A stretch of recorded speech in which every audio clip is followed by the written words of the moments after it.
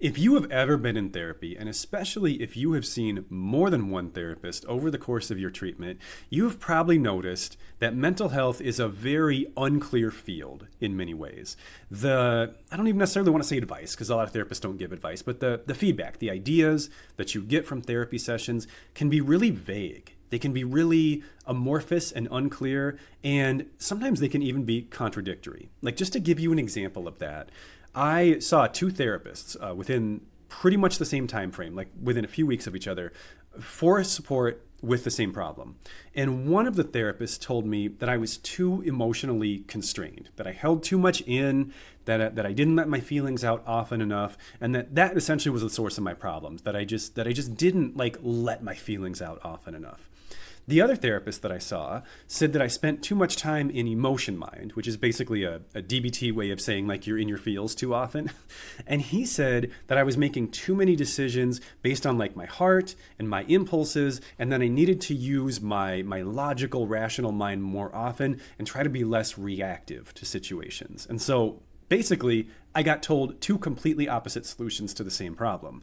And this is not uncommon in therapy. Or sometimes you just leave a session thinking, I have no idea what my therapist wants me to do.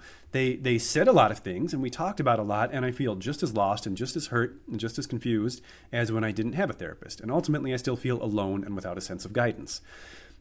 This has been my feeling as a therapy client and honestly as a therapist early in my career. I felt like I was wasting people's time a lot.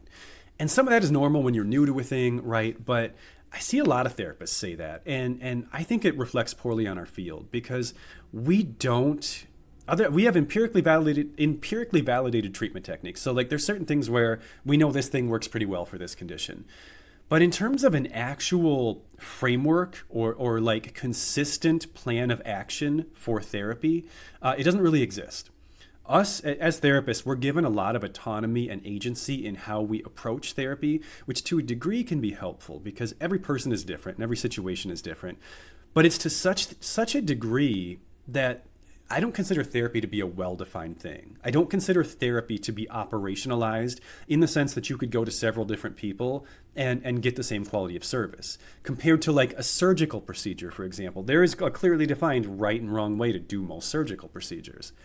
It has long been my goal as a therapist to create some degree of operationalization in therapy. And essentially what that means is to create a clearly understandable set of action steps that anyone needing help could follow that would benefit them to some degree. And I'm not saying that this plan is going to be the entire solution for every human being and that it will solve all their problems, but that there can be some level of agreed upon steps that will universally improve mental health for people. Just like we have a fair number of agreed upon steps that improve physical health for people. I realize that that's a pretty grandiose goal. It's kind of like getting into the field of medicine and saying my goal is to cure cancer. Like it's lofty and I understand that.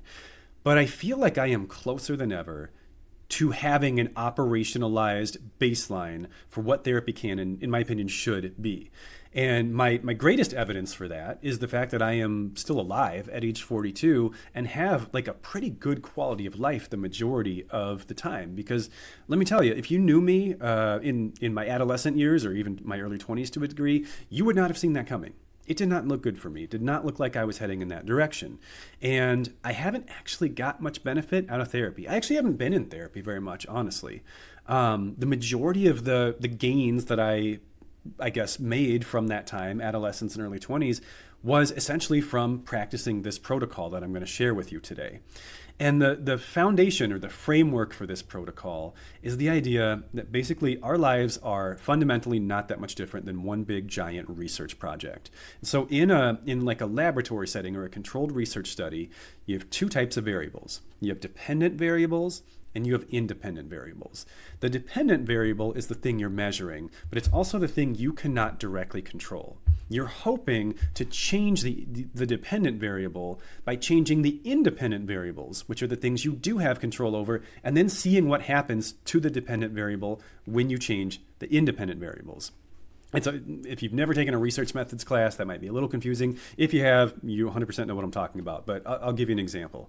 So in your life, your mental health is a dependent variable. It's not something you can directly change. You can't just decide today, I'm not going to have depression anymore. That'd be cool. If that worked, then we would have operationalized therapy, and that's all we would do is we would just use willpower to not have mental illness. That, of course, does not work. And so if we want to change our mental health, we have to try to improve our mental health by changing other things in our lives and hoping that they have a positive impact on our mental health, and they often do. Some of the changes we make in our lives may have no impact on our mental health, positive or negative, and some of them will make it worse. And your job as both the researcher and the participant in this experiment is when you change an independent variable, notice what happens to the dependent variable, and eventually change as many of the independent variables as possible to be moving in the direction of improved mental health, and then you should see growth and you should see progress. So in order to make this applicable, we have to define what those independent variables are. And if we're being real, there's millions of them. I mean, you have control over millions of things in your life. Many of them are probably inconsequential to your mental health. They're so small you don't even realize that you're modifying them. But there are 4 resources that you have every single day, and you are in charge of distributing these resources every single day. And in my model, in my framework, and this is something that served me very well in my life, the way you distribute these resources has a dramatic impact on your mental health. I believe that in large part, mental health is ultimately I hate to say game, but you guys know what I mean. It's a game of resource management. How well you distribute these things moves the needle in one way or the other. And of course, there are things in your life that affect your mental health that you can't control. In a study, those exist too, and they're called extraneous variables. There's always stuff we can't fix, right? The world, kind of a screwed up place. You may have been born with genetic conditions that you have no control over. You may have circumstances in your life that affect your mental health that you cannot do one single thing about. I know those exist. They exist for me too. They exist for everybody. The purpose of this model is not to act like they don't exist or act like they don't matter.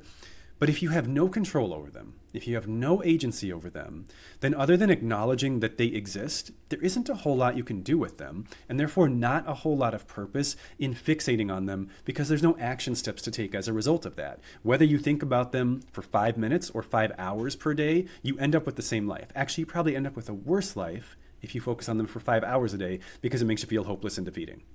I'm not trying to be a toxic positivity person. I'm just saying, if the majority of our allocation of resources is on parts of our lives that we have agency over, that will make more of a difference than if it's allocated to things we don't have agency over. I hope that made sense. I confused myself slightly, but I think I brought it full circle. So these 4 resources that you have every day and distribute every day are your time, your energy, your attention, and your money. Now, time, energy, and attention are spent every single day. Most of us probably spend some amount of money every day, even if it's just on a recurring subscription or something. There might be some days where you don't spend any money, but you spend money regularly. The things we allocate these resources towards in our lives, those are our independent variables. Those are the things, very broadly speaking, from like a super zoomed out view, that are going to make a difference in how you feel and what your life is like and what direction that things move in. And so the question that I think we should all be asking ourselves and answering every day is, are the things that I spend my time, energy, attention, and money on beneficial to my recovery, irrelevant to my recovery, or detrimental to my recovery? And the more things we spend them on that are beneficial to recovery, the better position we'll be in. Now, again, I'm not saying that's the magic solution that fixes everything. There will always be things that you cannot control and cannot predict that will affect your mental health, sometimes positively, sometimes negatively. But if you skillfully allocate those resources to the best of your ability, what you will do is put yourself in the best possible position to enjoy good mental health. There's always chance, there's always luck, there's always circumstance. I'm not saying this is a guarantee, I'm saying it's your best bet. So from there's 2 categories of things that I have found beneficial to allocate those resources into. The first category are what I call universal treatment factors. These are things that, like, it really doesn't matter who you are. You're a human being, and they're just like biological, physiological truths. They're important to mental health. So there's a few things we know, they're relevant to everybody. Your sleep is a huge one. If you're not sleeping well, your brain doesn't work very well, it doesn't regulate your emotions well, it doesn't think very well, and life is hard. Nutrition, same thing. Your brain needs calories. It needs energy to work properly. That's literally its fuel source. If it doesn't have fuel, it doesn't run well. Physical activity, no brainer. When you get regular physical activity in, blood flow and oxygen flow to the brain increase and your brain works better and it manages your mental illness better. Minimal substance intake might be a little controversial on that one. Some substances, according to some studies, are beneficial in moderation. But I think we all agree you shouldn't binge anything, probably. Social functioning is really important. Some of us are introverts, some of us are extroverts, some of us are ambiverts, meaning we land kind of in the middle. But we all have an ideal level of social functioning. And if we get close to that ideal level of social functioning, our mental health will improve. If we're far away from it, our mental health will tank. If you're an extrovert and you're isolated, you're not going to feel great. If you're an introvert and you have to deal with people all day long, you're also not going to feel great. We know that the sense of purpose is incredibly important in life. That can come from alignment with goals and values. That can come from religion or spirituality. These are almost always beneficial things to invest your resources into. And work and school, to a degree, because socioeconomic status and sense of progression, these are all important to psychological well-being. So those are all universal factors. Then there are specific factors. That's like your goals, your hobbies, your passions, things that to some people would be worthless or unimportant or even boring, but they matter tremendously to you. So one of those for me, for example, is fishing. Fishing is just something I feel incredibly connected to. I always have. I would not be able to have good mental health if I didn't get to go fishing at least semi-regularly. But there's also people who hate fishing, and that's fine. That's an area where we differ. So the way we can operationalize our mental health is by making sure that we're sending those 4 resources into either universally beneficial treatment factors or specifically beneficial treatment factors as much of the time as possible. What I wanted to do with you guys now is talk about each of these 4 resources and give you some strategies for how I personally try to keep them heading in the right direction. Starting with time. Time, I think, can be the trickiest one because it is the only one of the 4 that can be, and in fact often is, spent on literally nothing because you are technically spending time every nanosecond of your existence.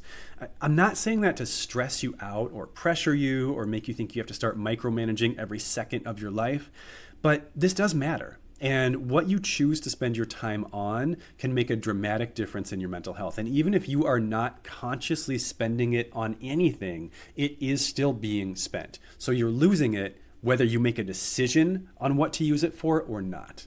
Wanting to improve your mental health without being willing to redirect some expenditure of time towards things that are beneficial to your recovery is a little bit like wanting to be physically healthier, but not wanting to move your body more or change your relationship with food or follow through on medical advice.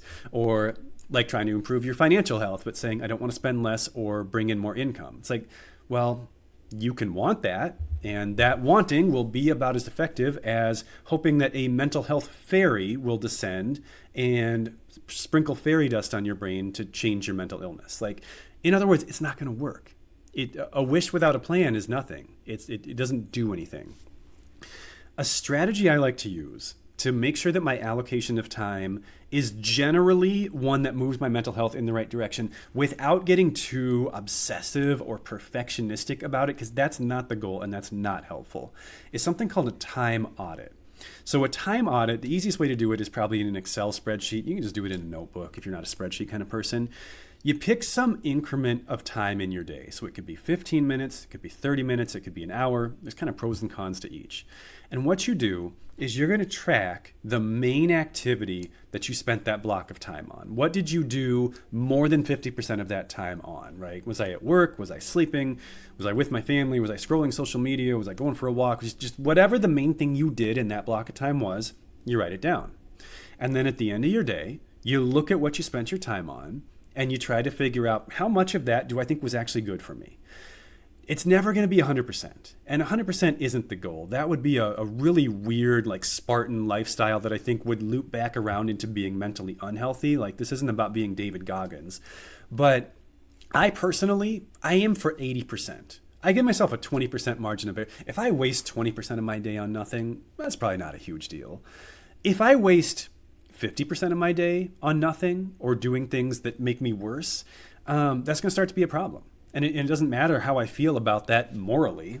This is what I think people get hung up on, is we want to be able to live however we want. Like we want to be able to say, well, it shouldn't matter. I should be able to just spend all day doing whatever I feel like, and I shouldn't experience crippling depression because I, didn't make the best choices about my time. And what I want to say about that is I agree with you. It shouldn't matter. It shouldn't. This is unfair. You have been saddled, if you have a biological mental illness, you have been saddled with an unfair situation that many don't have to worry about. 100% agreed. It's unfair. I'm right there with you. I'm in it too. It's not fair. And me saying it's not fair and then living my life in a way that reflects that, like where I resist the unfairness of it and say, because it's not fair, I'm not going to do it. Well, what's that going to do? Do you think that like the entire world is going to be like, oh, Scott's resisting? Like they don't care. It doesn't do anything except screw you over. That's all it does. So yeah, it is unfair. Yeah, I agree. You shouldn't have to do it. But if you want it to change, you do. You have to make wise decisions about how you spend your time or you won't feel better. It's just that simple. You have agency over this. You don't have to change your life just because I say so or just because I did, but that's just the reality of it is if you don't make wise decisions about allocation of time, your mental health will not improve because time is a precious resource and we should try not to squander it too much. A little bit is okay. The second is energy. I know that we're all busy, but time is not always the bottleneck in our systems. I've had many days in my life, as I'm sure you have, where I have plenty of time left. It's like 5 p.m. or something, but I've spent all my energy for the day. And even though there's plenty of day remaining, I don't have it in me to do anything else that even remotely resembles work or productivity. And I'm just laying around doing nothing all day. Sometimes that's just going to happen. Some days are just crazy. Sometimes that's unavoidable. But a lot of the times that happens because I'm not practicing skillful resource management of my energy.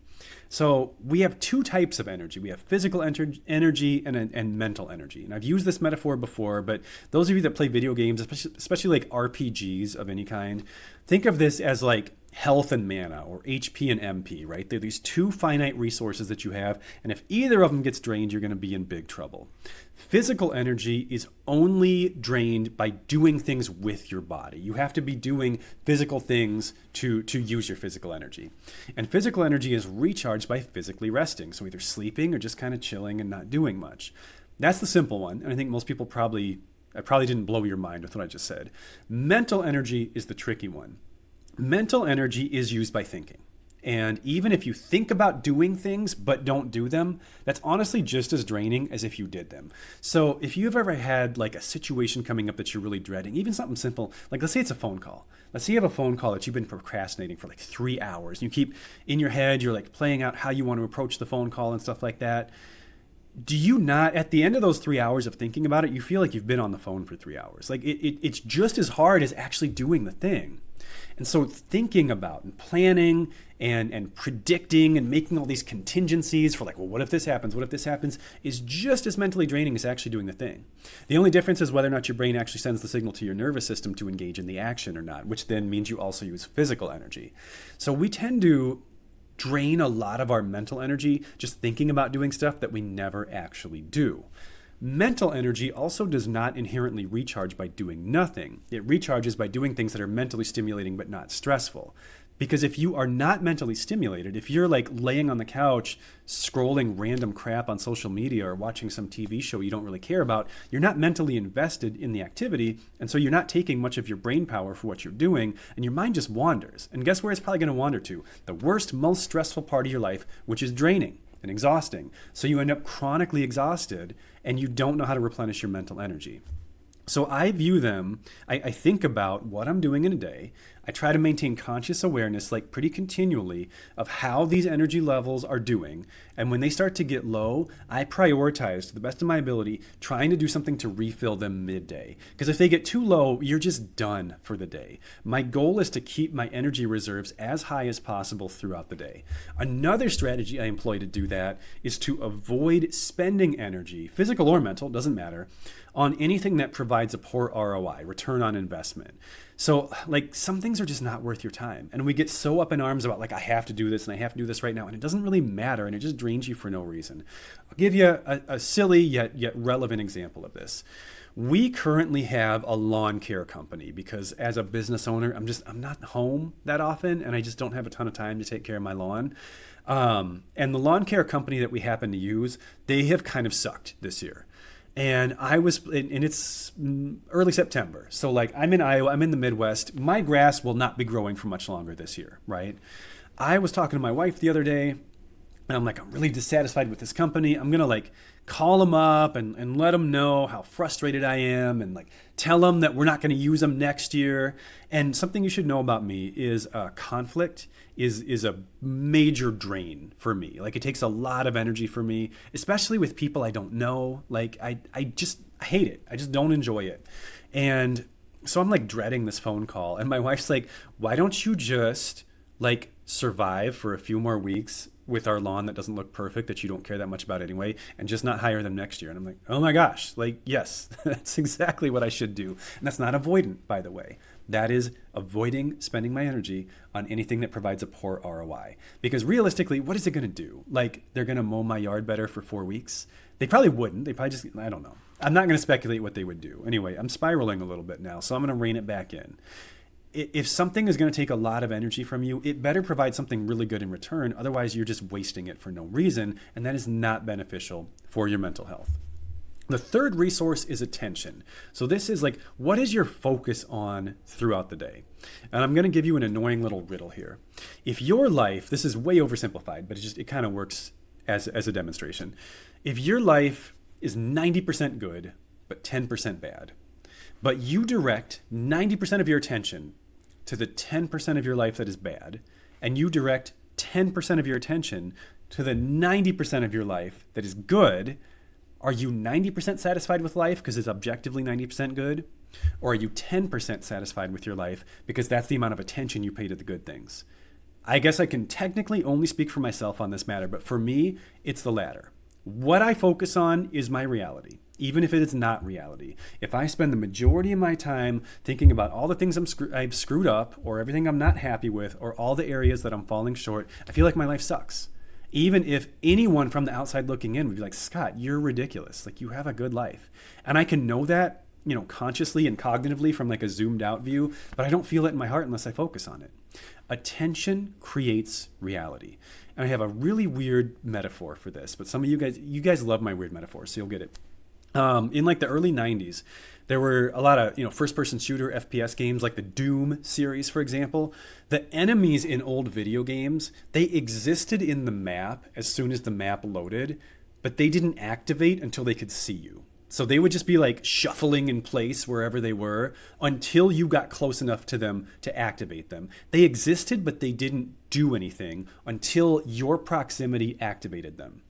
That's basically how everything in your life works. You have good things in your life right now, but they don't produce anything unless you think about them, unless you pay attention to them. Your proximity, mentally rather than physically in this case, is what activates them and activates the feelings associated with having them. So if you allow your attention to just go wherever it wants to go, and you don't maintain any conscious discipline over the direction of your attention, it's going to go back to the worst, most frustrating, most depressing, most anxiety-provoking parts of your life over and over and over again, because we have this little, I'm going to call it a glitch, called negativity bias that forces us to do that.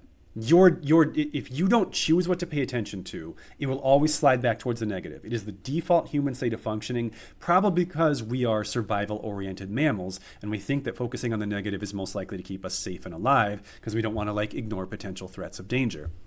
You activate the good by paying attention to it. It exists no matter what, but it doesn't do anything without your attention. The fourth is money. This one is a little tricky because, for one, it has the highest variance of availability from person to person. Some of you watching this have so little money that this is irrelevant to you because you have no choice in what to spend it on because you have no discretionary income. Some of you have so much money that it honestly probably doesn't make a huge difference. You can waste it and you're still fine. But I think most of us are probably somewhere in the middle of those two extremes, and that's where I am, and so that's what my guidance is for. I have enough that I have decisions to make, but not so much that decisions don't matter. I suspect that's where most of us are. The biggest problem I see with regards to money is when we spend the majority of our discretionary funds on things that only produce acute joy or pleasure and nothing that gives you any lasting emotion whatsoever. And we do this when we're struggling, we do this when we're low, and we do this when we're spiraling because we need the quick wins. It's sort of like when you're really, really hungry, you crave simple carbohydrates. If you haven't eaten in 9 hours and you see a donut and like a salmon burger or something, you're going to eat the donut, right? Because we crave simple carbohydrates when we're hungry, just like we crave simple sources of joy and pleasure when we're depressed and miserable. But then we just end up in this vicious up and down cycle because you crash so hard because you have nothing to fall back on. One of the biggest lessons I've learned in my life is that sometimes just having money feels better than spending it. It took me a long time to figure that out. My first job, I worked at a pizza place in a mall, and the mall also had like a GameStop and a Hot Topic and a Spencer Gifts. And so every time I got my paycheck, I would just run upstairs. The pizza place was in the basement, and literally blow my entire paycheck on like video games and clothes and CDs and stuff like that. And it took me a long time to realize that like just not stressing about money actually can, I mean, everyone stresses about money to some degree, but stressing less about money can feel better than having stuff. And the best way I can explain this is it's easy to end up in a false dichotomy. You think I either have this thing that I might buy or I don't have it. But that's not wrong. You don't either have it or you don't have it. You either have it or you have the money that you trade for it. And sometimes you'd rather have the money. Best way to figure this out is if you, whatever the thing is, let's say there's a $100 leather jacket that you really want, except you don't know if you really want it. You'd rather have the jacket than not have it. But the choice isn't, do I have the jacket or not? The choice is, do I have the jacket or the $100 bill? And the way you can figure out which one you really want more is by asking yourself, if I had that jacket and someone offered me $100 for it cash, they just walk up to me and said, hey, I'll give you this money if you give me your jacket, would you sell it for the purchase price of the item? If you would, you actually value that money more than the item, and you're getting ripped off by buying it. I'm not saying the jacket is overpriced. I'm saying you don't value it as worth $100 because you would make the trade back if you could. It's so easy to end up wasting all of our money and then being stressed about money. And I have a theory on this. I know this is at least true for me. I'm very susceptible to sales and stuff like that, and like time limited offers. They get me, and I know what they're doing, and they still get me. And I've always been like, why am I such a sucker for this stuff? I think it's because I feel like I've missed out on a lot in life. Because mental illness took almost an entire decade of life from me. I didn't have the normal middle school, high school, or early college experience. Like, I didn't have very many friends. I barely played sports. I didn't do well academically. I didn't spend much time with my family. I feel like I missed a lot in life. And so there's this very primitive part of my brain that if I feel like I'm about to miss out on something, it's like, oh, don't miss again. You've already missed a lot. Don't let yourself miss out on something else. And so, yeah, those like limited time offers, they get me. Whatever your situation is, that one might be idiosyncratic to me. I don't know. You are not one purchase of anything away from life satisfaction. You are not one pair of shoes away. You are not one pair of jeans away. You are not one bag away. Like they're like dessert. They're just fun little additions to life. They're not the thing that's going to make you feel whole. The thing that I think is going to make a difference is what you spend those 4 precious resources on. And so if my content speaks to you, if my story speaks to you, I would encourage you to think about how you're distributing these resources every day, not to an obsessive degree, but just to like a healthy, aware, mindful, concerned degree. And see if there aren't some modifications you think you need to make to move your dependent variable, which is your mental health, in a better direction for you. I suspect that if you really pay attention to it, you will find at least a few things. If you're anything like me, you'll probably find hundreds of things and be figuring out for the rest of your life what to do with that. As always, I hope this helps. Take care, and I will see you next time.